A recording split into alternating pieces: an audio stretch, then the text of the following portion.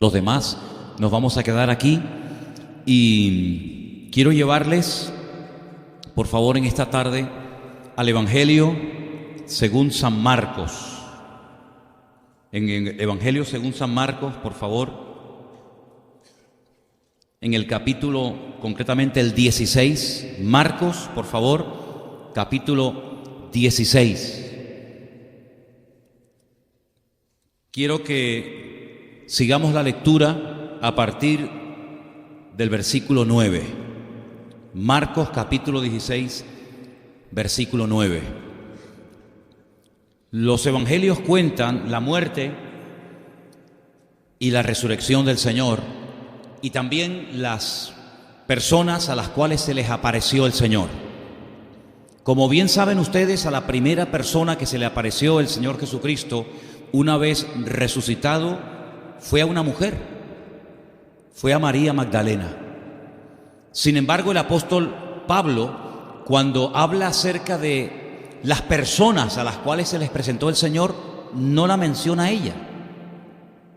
Menciona que se presentó a Pedro, Cefas lo llama él, a los apóstoles, a él. Dice, incluso en una ocasión se presentó el Señor a más de 500 hermanos a la vez, dice, de los cuales muchos viven aún y otros ya duermen. Pero no la menciona María Magdalena. Y eso que fue la primera mujer que lo vio resucitado. Bueno, tengo que decir, hermanos, que eso tiene una explicación. Y es que en aquellos tiempos los testimonios, el testimonio que diera una mujer no era válido, no se aceptaba.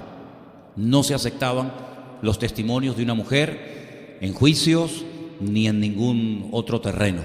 Por lo tanto, teniendo en cuenta la costumbre de la época, no es que la menosprecie, pero Pablo no la menciona simplemente por eso. Por eso menciona hombres, menciona el grupo de 500 personas, etc. Pero yo quiero que prestemos atención a esta porción, que si bien es cierto, y lo digo por si en algún momento te lo dicen, que desde el versículo 9 hasta el final no fue escrito por la pluma de Marcos, aunque están en el Evangelio de Marcos. El Evangelio de Marcos realmente termina en el versículo 8. Fue otra persona, después seguramente de la muerte de Marcos, el que escribió desde el versículo 9 al 20, como algo que añadió al Evangelio como una conclusión. Y dice el texto así: habiendo pues resucitado Jesús por la mañana, el primer día de la semana, apareció primeramente, ahí lo veis, a María Magdalena, de quien había echado 7 demonios. Algunas personas a veces les he oído que dicen que María Magdalena fue prostituta. Bueno, yo nunca he leído eso, pero sí lo he oído. Y lo he oído a veces de personas que comparten la palabra utilizando este texto u otro, que María Magdalena era prostituta. La Biblia no dice eso. La Biblia lo que dice es que era una persona, una mujer, que tenía problemas con demonios, concretamente 7, y el Señor la liberó. Yendo ella, lo hizo saber a los que habían estado con él, que estaban tristes y llorando. Ellos, cuando oyeron que vivía y que había sido visto por ella, no lo creyeron. No lo creyeron, porque la costumbre, repito, era no aceptar nunca el testimonio de una mujer. Ella no estaba mintiendo, ella no estaba diciendo algo fuera de la lógica o de la verdad, sino que simplemente ningún hombre en aquella época iba a aceptar el testimonio de una mujer. Era simplemente la costumbre, ni más ni menos. Por eso dice el versículo 12, pero después se apareció en otra forma a 2 de ellos, que iban camino yendo al campo. Yendo fueron y lo hicieron saber a los otros, y ni aun a ellos creyeron. Entonces vemos que esto ya no es cuestión de rechazar el testimonio de una mujer por el hecho de ser mujer, es que rechazaban el testimonio de todos, tanto de mujeres como de hombres. Y estamos hablando de los discípulos, no estamos hablando de gente de la calle, de los romanos, de los escribas o de los fariseos. Estamos hablando de que los discípulos del Señor no creían que había resucitado, porque primero, ni esperaban que resucitara, y en segundo lugar, tampoco aceptaban.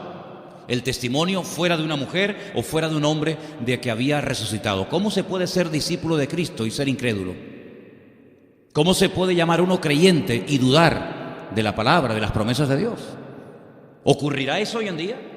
¿Habrá hoy en día, existen hoy en día cristianos, seguidores de Jesucristo, que tienen problemas con la fe, que no terminan de aceptar y de creer lo que dicen las Escrituras? Bueno, aquí tenemos un ejemplo. Permítame que sigan leyendo, versículo 14. Finalmente se apareció a los 11 mismos, estando ellos sentados a la mesa.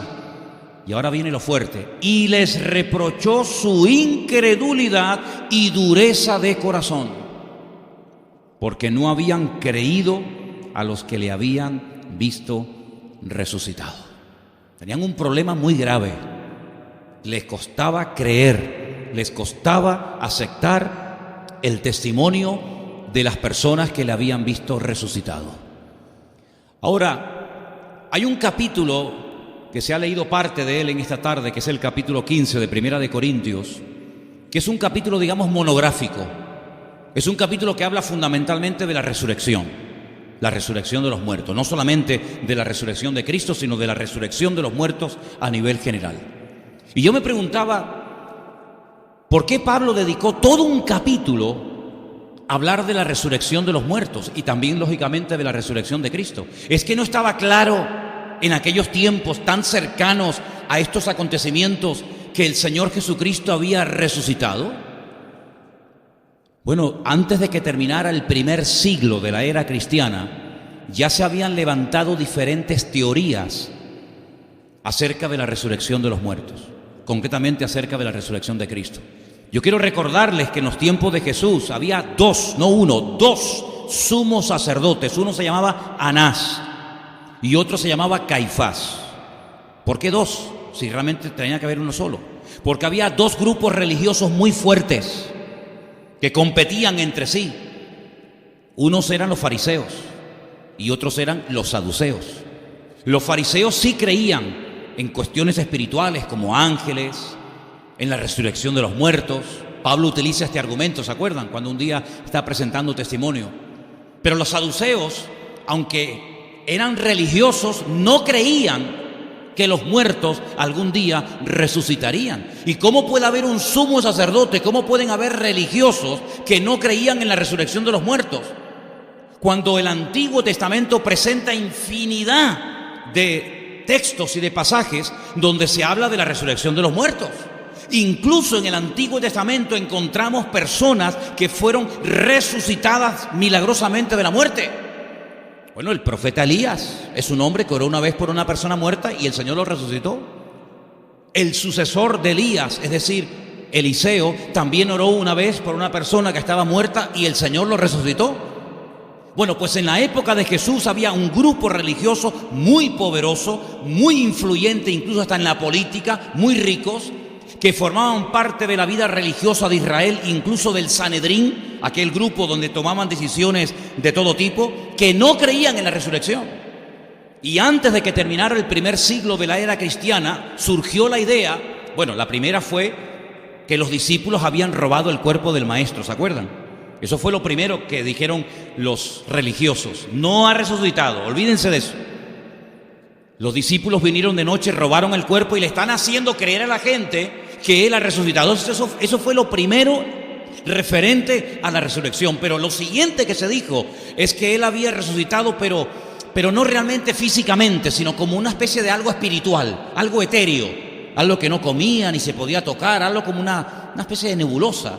Y por eso el Señor en varias ocasiones, después de resucitado, una de las cosas que le dice a los que creen, o a los que no creen, mejor dicho, que Él está vivo, es: tóquenme mis heridas. Incluso pide hasta de comer. Y no es que tuviera necesidad de comer, pero lo hace como evidencia, como señal de que verdaderamente no es una alucinación, no es producto de la imaginación, sino que es producto de un cumplimiento de una palabra profética, que el Señor Jesucristo moriría conforme a las Escrituras y también conforme a las Escrituras resucitaría al tercer día. ¿Cuántos dicen amén? Ahora, el apóstol Pablo pone mucho énfasis en el tema de la resurrección. Y yo me alegro muchísimo de que en nuestras Biblias tengamos un capítulo entero sobre este tema, capítulo 15 de Primera de Corintios. Y yo he hecho una pequeña lista de 10 puntos de lo que podía haber ocurrido si Cristo no hubiera resucitado entre los muertos. Primera cosa que hubiera ocurrido es que Él hubiera pasado por mentiroso. Porque Él mismo dijo que iba a morir y Él mismo dijo también que iba a resucitar. Si simplemente el Señor Jesucristo murió, que efectivamente murió, pero no resucitó al tercer día, era un mentiroso. Pero cuidado, no solamente Él era un mentiroso, sino que las escrituras que citaba avalando que Él iba a resucitar tampoco gozan de ninguna credibilidad. Es decir, con todo mi respeto lo digo, ni siquiera la Biblia sería creíble, porque uno de los textos que se menciona para enfatizar la resurrección, la necesidad de la resurrección de Cristo, es el Salmo 16. Y permítame que les lea unos versículos muy interesantes de este Salmo. El Salmo 16, a partir del verso 9, dice: se alegró por tanto mi corazón y se gozó mi alma. Mi carne también reposará confiadamente. Y ahora viene un texto increíble.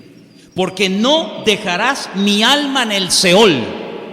En el Antiguo Testamento se menciona la palabra Seol, que es lo mismo que se menciona en el Nuevo Testamento por la palabra Hades. O sea que uno está en hebreo y otro está en griego, pero es lo mismo. Seol o Hades es el lugar de los muertos. Dice: ni permitirás que tu santo vea corrupción. No se va a corromper tu santo, tu siervo, tu hijo. Esto no se escribió referente a David, porque en un mensaje que se da en el Nuevo Testamento, les recuerdo cuando Pedro en el día de Pentecostés se pone en pie y él presenta argumentos acerca de lo que allí está pasando. Él dice: hermanos, el cuerpo de nuestro queridísimo rey David está entre nosotros hasta el día de hoy. Y nuestro queridísimo rey David murió, no resucitó y lógicamente, como cualquier ser humano, se corrompió su cuerpo. Y el de Abraham, usted puede ir a la tumba de Macpela en la ciudad de Hebrón, en Israel, y usted puede visitar hoy la tumba donde está enterrado el patriarca Abraham y al lado su esposa. Y allí mismo, en esa cueva Macpela, que significa en hebreo cueva de parejas, está enterrado su hijo. Allí está enterrado Isaac y al lado está enterrado su mujer, Rebeca. Y allí también usted puede visitar la tumba del patriarca Jacob. No está enterrada Raquel, porque ella murió por el camino mientras paría, pero está enterrada Lea. Y una leyenda judía dice que también están enterrados allí Adán y Eva, pero eso ya forma parte de la leyenda. Es una cueva gigantesca que el rey Herodes mandó a hacer un palacio en la puerta, y es una cueva que está dividida en dos, una parte para los musulmanes y una parte para los judíos. Y todos esos grandes hombres de Dios, esos grandes patriarcas, todos murieron y sus cuerpos se corrompieron. Luego, ¿de quién hablaba el autor del Salmo 16? ¿De Abraham? No puede ser. ¿De Isaac? ¿De Jacob? ¿De David? ¿De Jeremías? No. Tenía que hablar de un personaje que moriría, pero que no se terminaría descomponiendo. Y evidentemente, el único que murió, pero no se terminó de corromper, porque resucitó al tercer día, fue el Señor Jesucristo. Luego, citando el Salmo 16 es la forma más maravillosa de demostrarle a uno que no cree, por ejemplo, en el Nuevo Testamento, que el Mesías tenía que morir y tenía que resucitar. Y por eso este argumento, ya digo, lo presenta el apóstol Pedro diciendo que el Señor Jesucristo efectivamente resucitó. Porque si no hubiera resucitado, Cristo hubiera pasado por el mentiroso más grande de toda la historia de la humanidad. En segundo lugar, si Cristo no hubiera resucitado, nosotros ya no tenemos ningún mensaje que compartir al mundo. Todo esto que se ha hecho en estos días de salir por las calles dando testimonio y evangelizando, y las Biblias que se han repartido, y los Nuevos Testamentos, y los folletos, y las tarjetitas, etcétera, etcétera, ¿para qué lo hacemos? Si Él no resucitó, ¿qué mensaje le estamos dando al mundo? Estamos hablando de un señor, de una persona que fue muy buena, con un mensaje tremendo, pero que al fin y al cabo fue uno más. Por lo tanto, si el Señor Jesucristo no resucitó, nosotros no tenemos nada, absolutamente nada que decirle al mundo referente a Él, porque terminó en un rotundo fracaso, como tantos que vinieron antes y después de Él haciéndose pasar por el Mesías. Si Cristo no resucitó, no va a venir otra vez. No existe segunda venida. Nosotros los creyentes, los cristianos, creemos que el Señor ya vino una vez, murió, fue crucificado, resucitó, ascendió a la gloria y volverá por segunda vez. Y dice, y todo ojo le verá, y toda rodilla se doblará, y toda lengua confesará que Él es el Señor, para gloria de Dios Padre. Pero si murió y no resucitó, no le podemos estar esperando, porque no va a venir. Si el Señor no resucitó, el mensaje que predicamos no es un mensaje poderoso, no cambia a nadie. Es un mensaje que trae tristeza. Y dice 1 Corintios 15, somos los más dignos de conmiseración, de lástima, de pena del mundo. El apóstol Pablo dice, no me avergüenzo del Evangelio, porque es poder de Dios. Pero tiene poder el Evangelio precisamente porque el autor del Evangelio, que es el Señor Jesucristo, está vivo. Si no está vivo, nuestro mensaje no tiene ningún poder para cambiar absolutamente a nadie. ¿Cuántos dicen amén? Nuestra fe no sirve para nada. Es una fe vana, una fe inútil, que no tiene ningún sentido mantenerla, avivarla o usarla. En cuarto lugar, si Cristo no resucitó, los discípulos también mintieron. Dieron falso testimonio. Ustedes saben que está prohibido en el Decálogo de Éxodo capítulo 20, que también aparece en Deuteronomio 5, está totalmente prohibido levantar un falso testimonio en contra de una persona. Si ellos dijeron que lo habían visto, como decía Juan, lo que vieron nuestros ojos, lo que palparon nuestras manos, tocante al verbo de vida, si ellos dijeron que resucitó y no resucitó, fueron falsos testigos, dignos también de condenación. Por lo tanto, también fueron unos mentirosos. En quinto lugar, algo muy grave, gravísimo. Si Cristo no resucitó, nuestros pecados no han sido perdonados. Vamos derechos al infierno. Porque la Biblia dice que a menos que la sangre de Jesucristo nos perdone de nuestros pecados, no tenemos salvación ni esperanza eterna. Si Cristo no resucitó, todavía seguimos siendo pecadores. Y el día que muramos, en vez de ir a la presencia del Señor, iremos directamente al infierno por la eternidad. Si Cristo no resucitó, los que murieron y fuimos a enterrarlos a cementerios y lloramos y le dijimos hasta pronto, hermanos, hasta pronto, queridos hermanos y amigos, que murieron con aquella esperanza y nosotros con aquella esperanza de volver a reencontrarnos con ellos o con ellas, ni van a resucitar ellos, ni se salvaron, y encima nosotros estamos creyendo en una mentira, creyendo que nos vamos a volver a reencontrar con nuestros hermanos que murieron o nuestros familiares en Cristo, y cuando no van a resucitar. Fíjate qué grave es, qué tragedia si Cristo no hubiera resucitado. Si Cristo no resucitó, queridos hermanos, nuestras oraciones no se pueden seguir haciendo en el nombre de Cristo, porque Él nos enseñó a orar en su nombre al Padre, y todo lo que pidierais al Padre en mi nombre, lo recibiréis para que mi Padre sea glorificado a través de ello. Si Él no resucitó, no podemos orar por gente necesitada, como enfermos o problemas de tipo espiritual o de la índole que sea. No podemos ir por el mundo predicando el Evangelio a toda criatura en nombre de un muerto. No tiene sentido, no tiene ningún sentido. Si Cristo no resucitó, todas las personas que sufrieron martirio y siguen sufriendo martirio hasta el día de hoy, gente crucificada, gente quemada, gente apaleada, devorada por las fieras en el circo romano, hermanos, murieron de hambre, aserrados, de todo. ¿Para qué tanto sufrimiento y tortura? Para morir en vano por un muerto, por alguien que no resucitó. Terrible. Si Cristo no resucitó, todo el Nuevo Testamento es una gran farsa. No tiene ningún sentido tener 4 evangelios, Mateo, Marcos, Lucas, Juan. No tiene ningún sentido leer el libro de los Hechos, porque es falso. Es una novela basada en ciencia ficción. Eso de que fueron por todo el mundo predicando el evangelio, resucitaban los muertos, se sanaban los enfermos, etcétera. Todo eso es un cuento. Las epístolas paulinas, ¿para qué las queremos? ¿Para qué queremos las cartas de Juan, de Pablo? ¿Para qué queremos el Apocalipsis? Si Él no resucitó, ¿para qué lo queremos? Si las profecías al fin y al cabo después no se van a cumplir. Si Cristo no resucitó, vivimos creyendo en una mentira y estamos perdiendo el tiempo. Pero ¿saben una cosa, queridos hermanos? Nosotros sí tenemos un mensaje que darle al mundo. Nosotros sí podemos seguir orando y predicando y sufriendo por la causa del Evangelio si hace falta.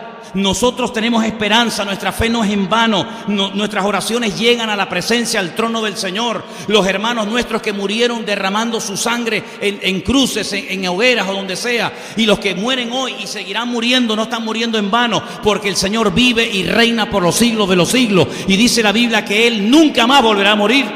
Y por eso le dijo a María Magdalena: vete a mis hermanos y dile que yo he resucitado. Déjenme que les diga que el texto o la frase donde dice no me toques está mal traducida. Eso no dijo el Señor. El Señor dijo suéltame, no le dijo no me toques. El Señor no le dijo realmente no me toques, sino le dijo suéltame, María, suéltame, suéltame, no te agarres tanto a mí, que tengo que subir a mi Padre a rendirle cuenta. Eso es realmente la traducción más correcta. No me toques, no me toques, como si fuera, ¿verdad? Bueno, a mí me ha pasado a veces ir a saludar a alguien. No me toques. Bueno, nada, no te toco, no me pierdo nada. Imaginan al Señor, una mujer tan agradecida por el Señor, va temprano en la mañana, no va ni su madre, no va ni Pedro, ni Juan, no va nadie, va ella. Y cuando te voy a tocar y darte un abrazo y decir, Señor, te amo, te quiero, no me toques, no me toques.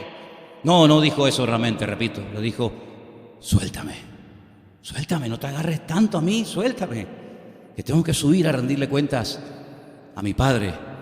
Y lo hizo en décimas de segundo, porque al rato ella estaba en la habitación con sus discípulos y les dijo, pasa a vosotros, mirad mis manos y mis heridas, yo he resucitado. Y hay otra ocasión donde cuando Él resucita le dice a sus discípulos y a algunas mujeres, dice, vayan y díganle a mis discípulos, y a Pedro.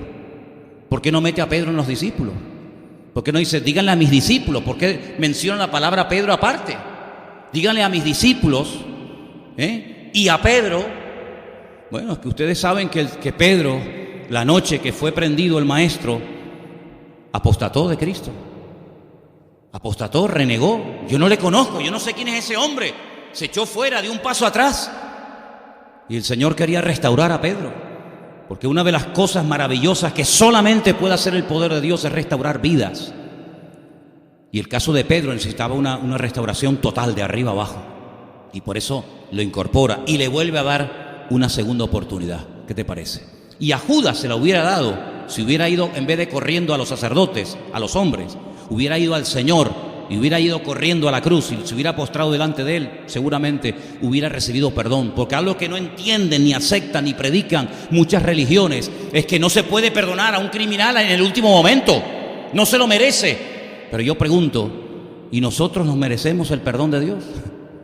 ¿Qué te crees? ¿Que porque nosotros pedimos perdón al Señor hace 20 años atrás o 30 o lo que sea, somos más dignos que aquel que le pide perdón la última semana o el último minuto? Si no es cuestión de dignidad, no es cuestión de méritos personales, es cuestión de que el amor de Dios ha sido derramado en Cristo Jesús, Señor nuestro, y a través de sus méritos y a través de su muerte en la cruz y de su resurrección al tercer día, podemos estar nosotros en esta tarde delante de la presencia del Señor. ¿Cuántos dicen amén? Pero yo me preguntaba mientras leía esto, Señor, si nosotros en vez de haber nacido o vivido en esta época, estuviéramos en el siglo I y se nos acerca una mujer, una hermana de la iglesia y nos dice, no tengan miedo, lo acabo de ver, me acabo de abrazar al Señor, ha resucitado, ¿le hubiéramos creído? Porque claro, es muy fácil criticar a los discípulos, ¿verdad? Es muy fácil criticar que dudaron, que no creyeron, pero ¿y nosotros lo hubiéramos creído? Nosotros hubiéramos dicho que gloria a Dios, claro, se cumplió la palabra. O hubiéramos también dudado, hermanos. Tú no has dudado nunca, tú no has tenido ninguna crisis espiritualmente hablando después de haber conocido al Señor, o tu línea ha sido siempre una línea ascendente, nunca has metido la pata, todo lo has hecho de maravilla. Oye, qué injustos somos, Tú vas en una línea y nadie dice nada. En cuanto dices algo o haces algo equivocado, se te tira todo el mundo encima. Qué injusta es la vida, queridos hermanos. Qué injustas somos los cristianos a veces, ¿verdad? ¿Hubiéramos creído nosotros en María Magdalena? ¿Hubiéramos creído en aquella mujer? Hubiéramos dicho, no, yo no te puedo creer a ti porque tú eres una mujer recién convertida. Bueno, pues ¿sabes qué? La recién convertida le dio ejemplo a aquellos que habían estado 3 años viajando, comiendo y viviendo con el Maestro. ¿Qué te parece? A veces el pequeño le da ejemplo al grande, ¿verdad? Ahora, yo no quiero que en esta tarde estemos como recordando algo que pasó en el... No. Cristo no es un recuerdo, hermano. Cristo es una vivencia personal y diaria. Y cada día Él tiene que resucitar y vivir y manifestarse en la vida de todos y cada uno de nosotros. ¿Cuántos dicen amén? Yo lo decía el jueves, si esto es verdad, si esto de la resurrección, esto es verdad, si esto del evangelio es verdad, si es verdad que hace 2000 años Dios, estamos hablando de Dios, no estamos hablando del presidente, no, estamos hablando del creador del universo. Si es verdad que Dios se humanó, si es verdad que Dios sintió tanto amor, tanta compasión por la raza humana, que se vistió de hombre y habitó entre nosotros y vimos su gloria, si todo eso es verdad, que fue a una cruz, que murió de aquella manera humillante y terrible y tremenda, que lo meten en un sepulcro, está 72 horas allí metido, sin agua, sin comida, sin nada, sin nadie, y al tercer día se mueve sola aquella roca y caen los soldados romanos como cucaracha panza arriba, y se produjo un terremoto y se pone un ángel encima de la roca, y cuando va aquella mujer al sepulcro y lo ve vacío y le dice: María, no llores, no busques entre los muertos al que vive, porque ha resucitado. Si todo esto es verdad, no nos podemos callar ni un minuto más. Si esto es verdad, ¿por qué no lo decimos a todo el mundo? ¿Por qué nos cuesta tanto abrir la boca? Si tenemos el mensaje más poderoso del mundo, nuestro Cristo, nuestro Dios, ha resucitado de la tumba y vive por los siglos de los siglos. Mahoma se murió y nunca más, dice la historia, que resucitó. Mahoma se lo comieron los bichos y a Buda se lo comieron los gusanos, y a todos los hombres y mujeres de la historia, buenos y malos, terminaron dando con sus huesos allí en el sepulcro. Pero nuestro Señor Jesucristo no está en el sepulcro. Cuando usted va a Israel y visita su sepulcro, el verdadero donde estuvo, no el montaje que se ha montado, sino el verdadero, aquel que está en aquel lugar, usted encuentra aquella inscripción: Él no está aquí, Él ha resucitado. Por eso nosotros, cuando entendimos esto, dejamos de ir detrás de dioses muertos. Se nos cayó la cara de vergüenza. A mí se me cayeron todos los esquemas el día que abrí la Biblia y me di cuenta que no solamente eso está prohibido y es una abominación delante de nuestro Dios, la idolatría, darle culto a cosas en vez de al Creador, sino que además entendí que Él no tiene nada que ver con eso, que esas son las cosas que el hombre ha sido capaz de hacer, porque el hombre es capaz de hacer lo más sublime y grandioso y lo más terrible y patético. Tiene esa capacidad el hombre de sorprendernos. Sin embargo, cuando entendí que el Señor Jesucristo no está en una cruz, ahí clavado, o en un sepulcro, sino que el Señor está ahora vivo en medio de nosotros y ora por nosotros cada día. ¿Tú sabías eso? ¿Tú sabes que el Señor, antes de que tú te levantes, ya ha orado por ti y por mí todos los días de nuestra vida? Es impresionante tenerlo a Él como aliado. Es terrible tenerlo como enemigo, Horrenda cosa es caer en manos del Dios vivo. Póntelo como amigo, no te lo pongas en tu contra, porque, amigo, la llevas cruda. Pero ¿sabes el privilegio de saber que yo, cuando salgo a la calle, Él ya oró por mí? Y Él está conmigo todos los días hasta el fin del mundo. Y saber que es mi pastor, y es mi padre, y es mi amigo, y es mi consejero, y me comprende, y me ama, y me acepta. ¿Sabe lo que significa eso? Eso le cambia la vida a cualquiera, ¿sí o no? Pues mucha gente no lo sabe. Mucha gente no ha oído este mensaje. Y vemos cada año en nuestro país, aquí en España, a miles, por no decir millones de personas que viajan de un lugar a otro y hacen todo tipo de penitencias y de caminatas y de esfuerzos tremendos. Pero el Señor no está vivo, no está muerto. El Señor está vivo, no tiene nada que ver con esa idolatría, con ese comercio, con ese circo religioso, sino que Él es galardonador de los que le buscan. ¿Cuántos dicen amén? Me llama siempre la atención, es algo que me ha llamado mucho la atención, no me entra en la cabeza, cómo después de la resurrección no se convirtieron multitudes de personas. Me llama la atención cómo no dice la Biblia que multitudes de personas viéndolo a Él se convertían, sino que tuvieron que pasar años a través de la boca, del testimonio del trabajo evangelístico de los discípulos, de los convertidos, que la gente iba aceptando y entendiendo el evangelio. Y es que esa es la obligación más grande que tú y yo tenemos en esta tierra. La obligación, lo llama la vida la gran comisión, nuestro gran deber en la vida. ¿Cuál es? Ir por todo el mundo y predicar el evangelio. Y mi pregunta es, ¿cuándo fue la última vez que tú personalmente ganaste un alma para Cristo? ¿Saben que he conocido cristianos que me dicen, es que yo nunca le he dado testimonio a nadie y nunca he llevado un alma a los pies de Cristo?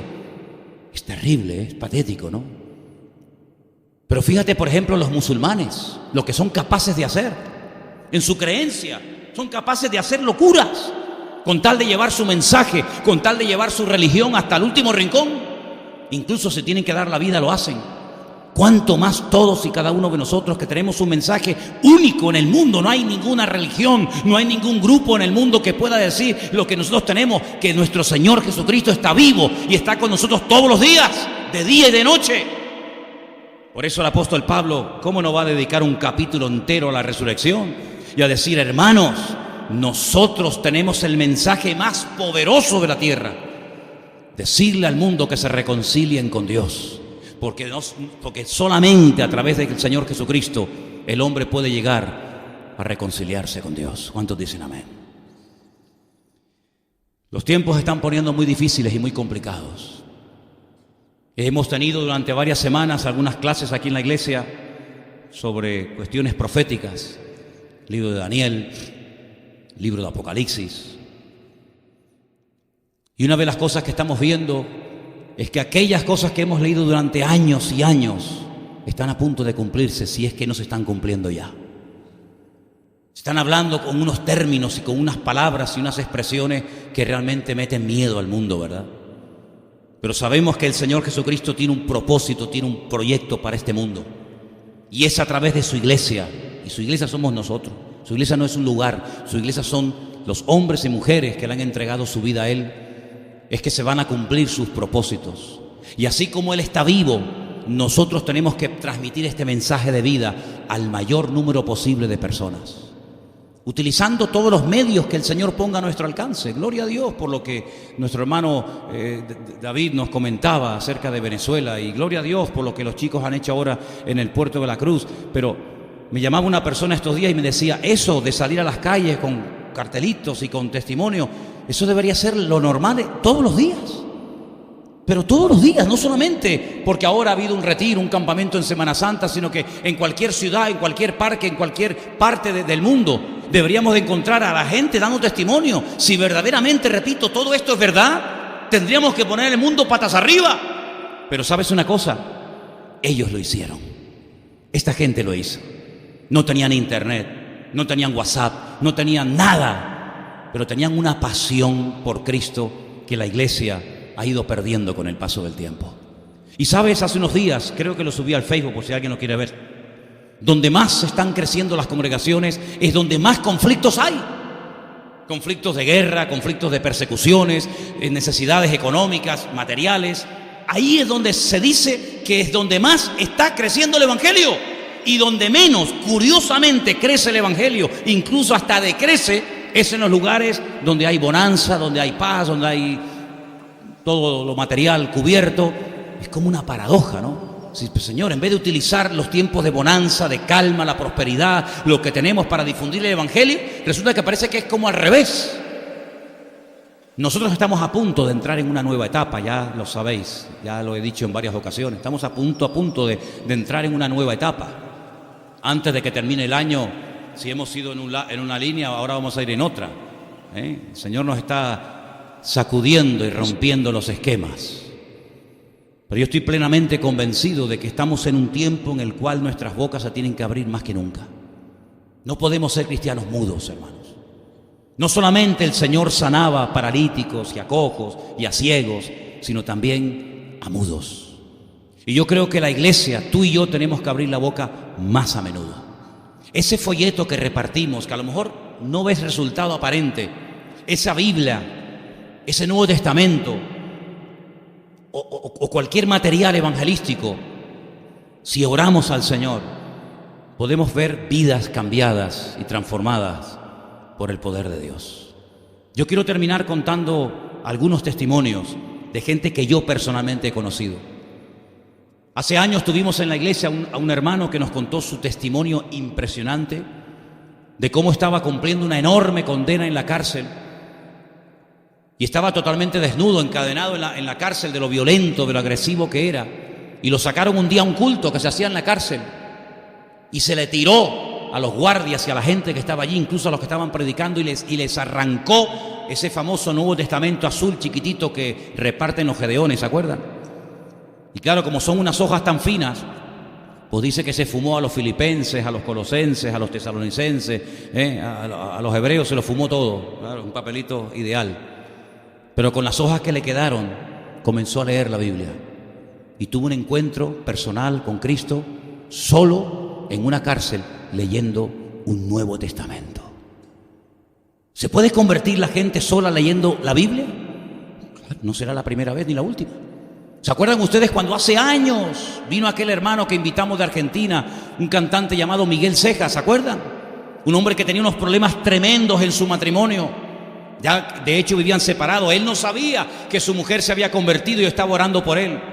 Y él, en su desesperación, siendo cantante de un grupo famoso en aquellos años en Argentina, se fue a un hotel para pegarse un tiro en la sien y quitarse de en medio. Pero cuando abre la gaveta de su habitación se encuentra un Nuevo Testamento y comienza a leerlo y cae de rodillas al suelo llorando y acepta al Señor. Es increíble el poder transformador que tiene la palabra de Dios. Escuchaba el testimonio de una mujer que le regalaron otro Nuevo Testamento y ella hacía caramelos caseros y no tenía cómo envolverlos, y con las hojas de aquel Nuevo Testamento comenzó a envolver los caramelos y los ponía en la cesta y los vendía. Y venía la gente y compraba, y siempre había uno que venía y venía y venía y venía y decía: pero es que yo los compro no tanto por el caramelo, sino por las historias tan bonitas que aparecen ahí en esas hojas, porque él quería saber más de aquellas historias. Dice la Biblia: ¿cómo creerán si no hay nadie que les predique? ¿Y cómo predicarán si no son enviados? Cuán hermosos son los pies de aquellos que traen las buenas nuevas, de los que predican el Evangelio de Jesucristo. Como nunca antes en este planeta Tierra hay una necesidad urgente de personas que abran la boca dando testimonio del Señor Jesús. ¿Saben por qué hay tanta tiniebla? Porque hay poca luz. Porque cuando hay mucha luz, las tinieblas se disipan. Cuando aumenta la oscuridad, cuando aumenta la maldad, es porque no son frenadas, no son contrarrestadas con la palabra de Dios. Claro, no me extraña. ¿Cómo no va a pasar uno a insultar? ¿Y cómo no va a gritar el otro? ¿Y cómo no va a pasar uno con el coche a decir barbaridades? Claro, porque la calle, hermanos, se la hemos entregado al mundo, se la hemos entregado al enemigo.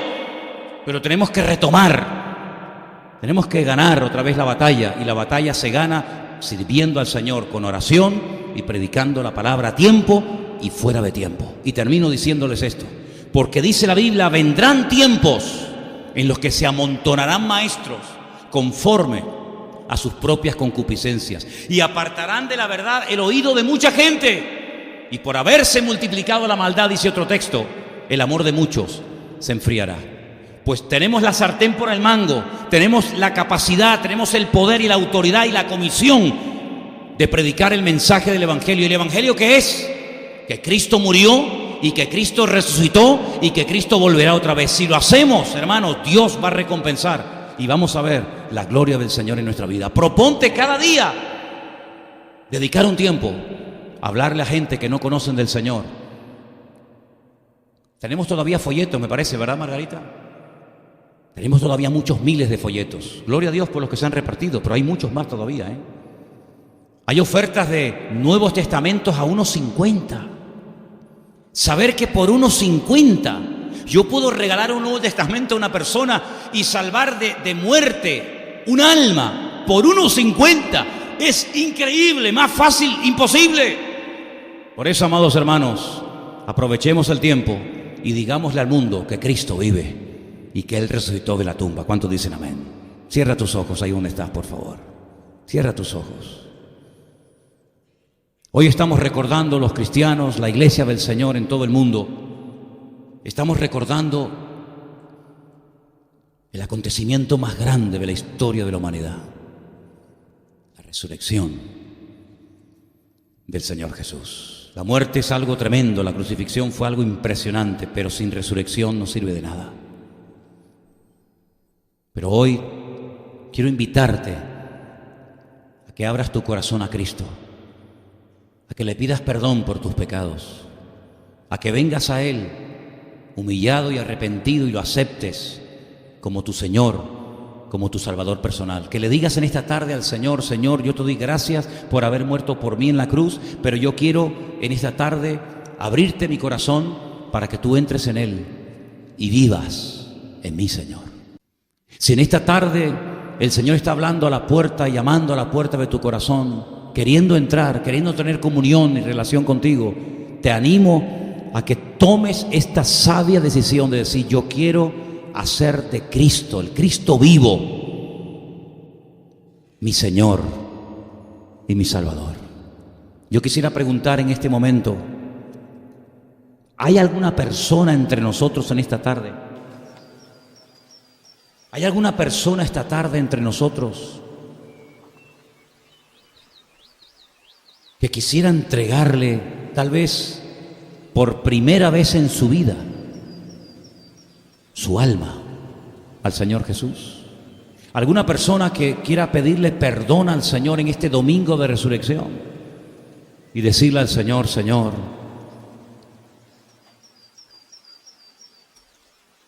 yo quiero ser un hijo tuyo, Señor. Yo quiero que tu sangre me limpie todos mis pecados y quiero que me dé fuerzas para seguirte a partir de hoy, porque reconozco que soy un pecador y que te necesito urgentemente en mi vida, Señor. Si hay alguien así entre nosotros y quieres tomar esa decisión, gloria a Dios, te felicito, porque es la mejor decisión que vas a tomar en toda tu vida. ¿Hay alguien aquí esta tarde que le quiere entregar su vida al Señor? Dios te bendiga. ¿Alguien más? Dios te bendiga a ti también. ¿Alguien más le quiere entregar su vida al Señor en este momento? Decirle: Señor, yo quiero entregarte mi vida, Señor. Yo quiero sobre todo pedirte perdón por mis pecados, porque mis pecados te llevaron a la cruz, pero fue tu amor el que permitió que tu sangre fuera derramada por mí, Señor. A esas dos personas que levantaron su mano esta tarde, ahí donde están sentados, yo les pediría que le pidieran al Señor perdón, que dijeras algo así como: Señor Jesús, perdóname. Dígaselo: perdóname, Señor Jesús. Soy un pecador y reconozco que los pecados te llevaron a la cruz, Señor.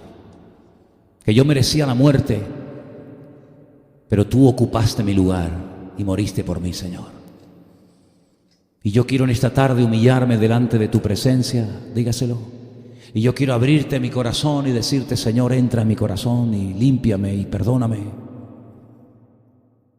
Y dame fuerza, Señor, para seguirte todos los días de mi vida, Señor. Si usted se lo dice al Señor de todo corazón y se compromete a obedecerle, se compromete a seguirle, a poner en práctica su palabra, usted nunca volverá a ser la misma persona. Usted va a experimentar lo que la Biblia llama nacer de nuevo. Y pasará de muerte a vida y se convertirá en un hijo, en una hija de Dios, lavado, limpiado por la sangre de Cristo.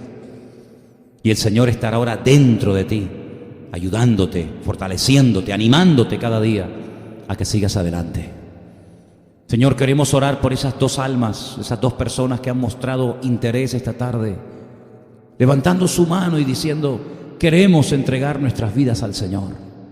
Yo te pido que tú, Señor, hagas la obra que solamente tú eres capaz de hacer. En tu nombre pedimos, Señor, que confirmes tu palabra, que hayan entendido el Evangelio, que se comprometan contigo, Señor, que lean tu palabra, que pacten contigo y que tú los pastorees toda su vida hasta que se vayan a tu presencia, Señor. Y a los que estamos aquí, Señor, a todos y a cada uno de nosotros, te pedimos fortaleza, Padre. Ayúdanos a seguir adelante en el camino, a no apartarnos ni a diestra ni a siniestra, porque hemos conocido al autor de la vida Y este mensaje el mundo tiene que oírlo. Este mensaje el mundo tiene que saberlo. Porque si nosotros cerramos nuestras bocas, nadie lo hará. Somos responsables delante de Dios por esta generación. Somos los atalayas que tenemos que advertirle al mundo y predicar tu palabra. Y queremos hacerlo con tu ayuda y con tu bendición, Señor. Fortalécenos, levántanos con el poder de tu diestra. Y oramos para que en esta semana se nos presenten oportunidades para que podamos hablarle a todo el mundo de ti, Señor. Para que la gente te conozca como nosotros hemos comenzado a conocerte, Señor. Gracias, Padre, porque sabemos que tenemos la victoria garantizada. Y tu ayuda está de nuestra parte. En el nombre bendito y poderoso de Jesús. Amén. Amén. Gloria a Dios. Nos ponemos de pie, hermanos. Hemos cantado hoy por primera vez.